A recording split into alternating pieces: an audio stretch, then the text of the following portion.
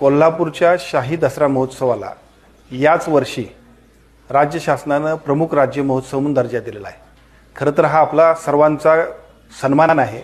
कोल्हापूरच्या गादीचा एक वेगळी ओळख आणि वारसा आहे। या सगळ्याला शोभेल अशा पद्धतीने शाही दसरा महोत्सव आपण करतोय।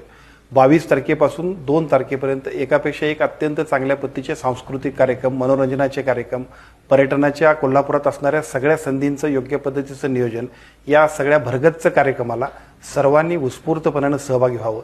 विशेषतः हा दसरा महोत्सव म्हैसूरच्या दसरा महोत्सवा इतकाच अत्यंत उत्कृष्ट आणि अतिशय चांगल्या पद्धतीने होईल यासाठी प्रशासनाने नियोजन केले। राज्य शासनाने जिल्हा प्रशासनाने सुद्धा यामध्ये योग्य त्या सर्व सूचनांचा अतिशय चांगल्या पद्धतीने सूक्ष्म नियोजन केलेलं आहे। माझी सर्व नागरिकांना विनंती आहे की या संपूर्ण महोत्सवामध्ये उत्स्फूर्तपणाने सर्वांनी सहभागी व्हावं।